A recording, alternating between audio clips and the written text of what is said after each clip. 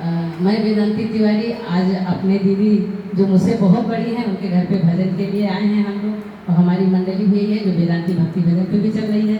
दीदी का भी चैनल है माधुरी शुक्ला जय जय काली महाकाली, आप लोग जाइए और देखिए। हम ही लोग उस पर भी गा रहे हैं, दीदी भी अच्छा अच्छा गा रही हैं, उनका भी सपोर्ट करें और हम लोग साथ में हैं। आप लोग के सपोर्ट की हमें बहुत ज़रूरत है, जो आगे बढ़ाइए हमको भी और दीदी को भी, हम पूरी मंडली को हमारे आगे बढ़ाइए, मुझे बहुत अच्छा लगता है।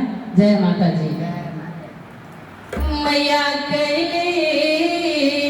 मैया कैलो रतन सिंगार वही निबिया के तले, मैया कैलो रतन सिंगार वही निबिया के तले, मैया कैलो रतन सिंगार वही निबिया के तले, मैया कैलो रतन सिंगार वही निबिया के